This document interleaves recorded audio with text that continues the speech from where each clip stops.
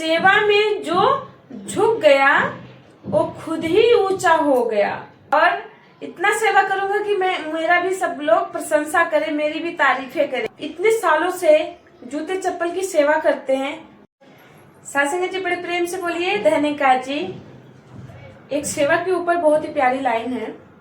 कहते हैं सेवा में जो झुक गया वो खुद ही ऊंचा हो गया।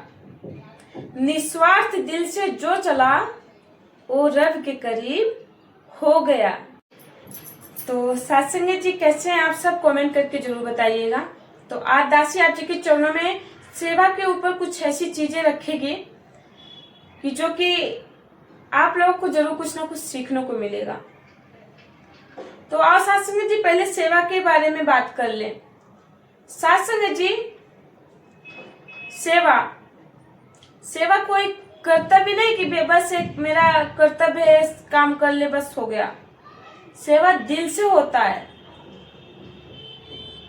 सेवा को कभी ये नहीं देखा जाता सेवा करते टाइम कि वो ऊंचा है नीचा है, हम बहुत बड़े स्तर पे हैं और वो बहुत छोटे हैं तो हम सेवा क्यों करें।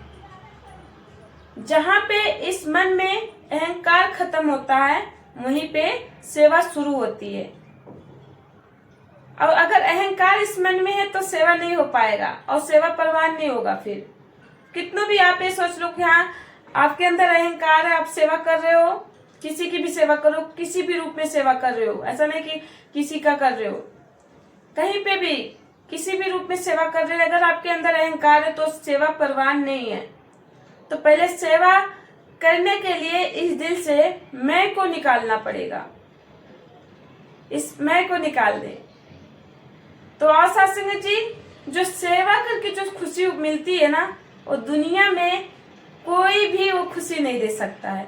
एक अलग सुकून मिलता है सेवा करके, एक अलग राहत मिलता है, एक शांति मिलती है, एक चैन मिलता है।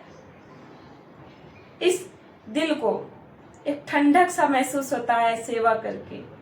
तो आज सत्संग जी आज सेवा के ऊपर एक बहुत ही प्यारी सी साखिर आप जी के चरणों में एक स्टोरी रखते हैं और आप लोग गौर से सुनिएगा इस स्टोरी को, जो कि एक महात्मा का है। ये स्टोरी आप लोग इस स्टोरी को जरूर सुनिएगा। सत्संग जी एक महात्मा जी थे जो कि वो संगत जाते थे, सेवा भी करते थे, सिमरन भी करते थे, सब कुछ करते थे, लेकिन शरीर रूप से, दिल से नहीं होता था।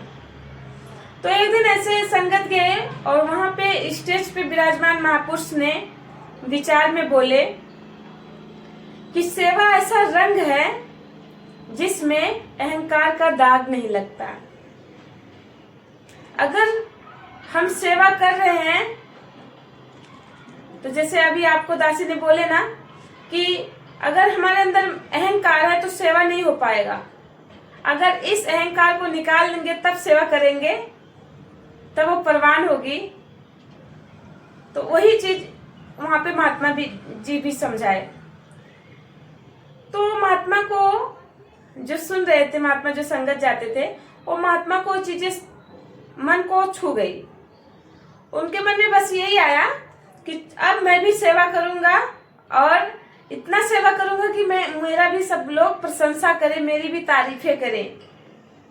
दूसरे दिन क्या हुआ कि वो महात्मा भवन पे गए और बड़े बड़े कामों में हेल्प करने लगे, सेवा करने लगे।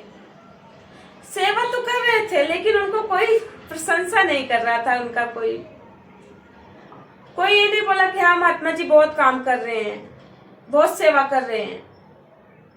तो ये चीज देख के मन में बहुत उदास हो गए कि मेरा कोई प्रशंसा नहीं किया, मैंने इतना सेवा किए, मेरी कोई तारीफें नहीं किए। तो आओ सत्संग जी फिर उसके बाद में वो महात्मा जी जा रहे थे तो देख रहे भवन के साइड में एक बुजुर्ग महात्मा चप्पल जूते साफ कर रहे हैं और उनके चेहरे पे एक अलग ही शांति था, एक अलग ही चेहरे पे स्माइल थी। सत्संग जी फिर वो महात्मा गए बुजुर्ग के पास, महात्मा के पास। तो बोले बाबा आप इतने सालों से जूते चप्पल की सेवा करते हैं फिर भी आपको कोई सम्मान नहीं देता, कोई रिस्पेक्ट नहीं देता और कोई तारीफ नहीं करता आपका। तो महात्मा जी ने बोले कि बेटा सेवा कोई दिखाने के लिए नहीं होती है, सेवा तो दिल से होनी चाहिए। ये नहीं कि सेवा हम कर रहे हैं दिखा रहे हैं लोगों को कि अब मुझे सब तारीफ करे तो हमारी सेवा है, ये तो अहंकार है। सत्संग जी और महात्मा ने बहुत प्यार से समझाया, बच्चे जिस दिन आपके अंदर से अहंकार मिट जाएगा उस दिन आपके जीवन में निरंकार का रंग चढ़ जाएगा। तो जिस दिन आपके जीवन में निरंकार बस जाएंगे, निरंकार आ जाएंगे, उस दिन आप बहुत ही ज्यादा आनंदमय हो जाएंगे, आपका जीवन सुखमय हो जाएगा। जिस भी हाल में, चाहे वो दुख हो चाहे वो सुख हो, हर हाल में आप खुश रहने लगेंगे। तो आज सत्संग जी कहने का भाव इस साखी का सीख यही था कि अगर हम सेवा करते हैं तो मन में ये ना सोचे कि हाँ हम सेवा कर रहे हैं तो कोई बोले हमको कि हाँ फलाने सेवा कर रहे हैं, या फिर हम तारीफ के लिए सेवा कर रहे हैं, कि हम अपना कर्तव्य सोच के सेवा कर रहे हैं। नहीं सत्संग जी, हमको कहते हैं ना, जो इंसान झुकता है वही सबसे ऊपर जाता है।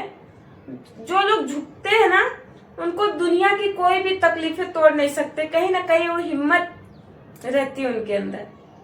तो आज सत्संग जी, उम्मीद है आप सभी को दासी की जो भी वीडियो थी आप सभी को पसंद आई होगी और कुछ ना कुछ सीखने को जरूर मिला होगा।